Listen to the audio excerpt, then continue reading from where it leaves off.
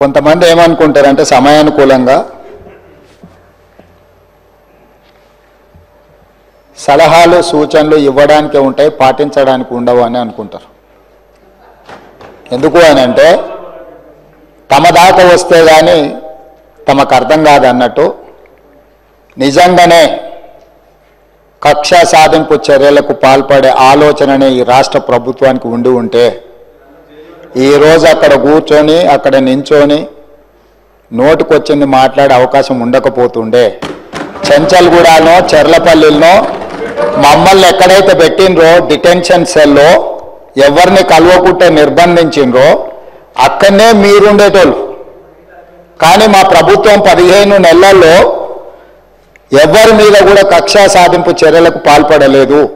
అధ్యక్ష, drone ఎగరేసిందని, drone ఎగరేస్తే ఎవరైనా అనుమతి తీసుకోకుండా ఒక డ్రోన్ ఎగరేస్తే ఆ డ్రోన్కు 500 రూపాయలు ఫైన్ వేస్తారు అధ్యక్ష.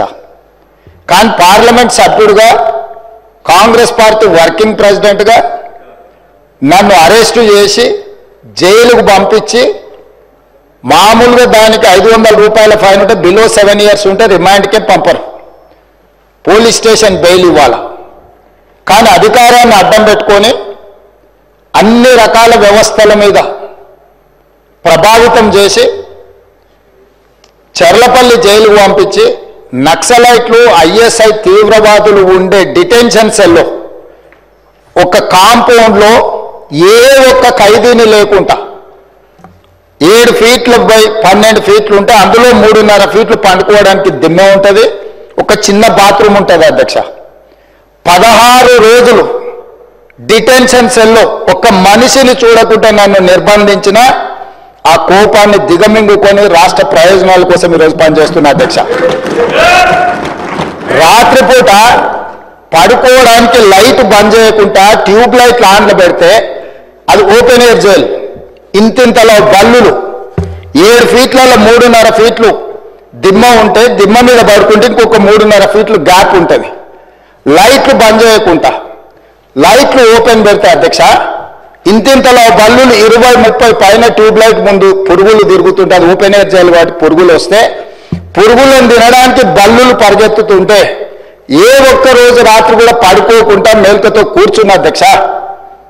బయట కానిస్టేబుల్ లైట్ బంద్ చేయవా పడుకుంటా అంటే లేదు సార్ పైనుంచి ఆదేశాలు ఉన్నాయి, ఆ ట్యూబ్ లైట్లు బంద్ చేస్తే మీరు పడుకుంటారు కాబట్టి ట్యూబ్ లైట్ ఆన్లోనే పెట్టమని. ఆ ట్యూబ్ లైట్ స్విచ్ బయట ఉంటుంది అధ్యక్ష, లోపల ఉండదు. ఆ చిన్న బాత్రూమ్ చిన్నది, కూర్చుంటే బయటకు కనిపించేటట్లు ఉంటుంది అధ్యక్ష. ఒకసారి నేను ఎమ్మెల్యేల హోమ్ కూడా నా దగ్గర ఉంది కదా, ఎమ్మెల్యేలను నేను తీసుకెళ్తా, మంత్రులను తీసుకెళ్తా. ఏ జైల్లో ఐఎస్ఐ తీవ్రవాదులను కరడుగట్టిన నక్సలైట్లను బంధిస్తారో పార్లమెంట్ సభ్యుని నన్ను 16 రోజులు అందులో బంధిస్తే 16 రోజులు రాత్రిపూట ఏ ఒక్క రోజు పట్టుకోలేదు అధ్యక్ష. పొద్దున పూట బయటకు వదిలినప్పుడు 6 గంటలకు వచ్చి ఖైదీలను బయటకు వదులుతారు కదా అధ్యక్ష. బయట ఒక చెట్టు ఉంటే 16 రోజులు పొద్దున పూట చెట్టు కింద పడుకున్న అధ్యక్ష. అయినా నేను కోపం ప్రదర్శించలే.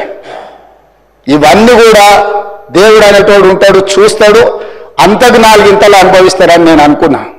సరిగ్గా నేను ప్రమాణ స్వీకారం చేసే రోజే నా మీద కక్ష సాధించిన వాళ్ళని దేవుడే చూపించి దావకండ షరీక్ చేపించింది అధ్యక్ష.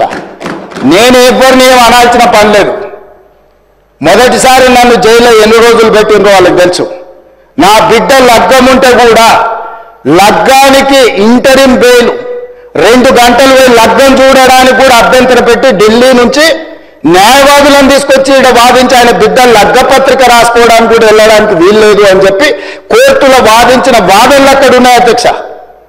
కోర్టు నాకు కండిషనల్ బెయిల్ ఇచ్చింది అధ్యక్ష. నా బిడ్డ లగ్గపత్రిక రాసుకొని అక్కడి నుంచి సీదా మళ్ళీ చెర్లపల్లి జైలుకు పోయిన అధ్యక్ష. రాజకీయ కక్ష సాధింపు మీదా నాదా? నా బిడ్డ లగ్గానికే పోకుంటే నన్ను అడ్డుకున్నా ఎవరికైనా అధ్యక్ష, మన పిల్లల కంటే మనకేముంటుంది అధ్యక్ష ఈ భూమి మీద? నా బిడ్డ లగ్గానికి లగ్గపత్రిక రాసుకోవడానికి కూడా అడ్డుకుంటే కూడా నేను మిమ్మల్ని ఏమనలే.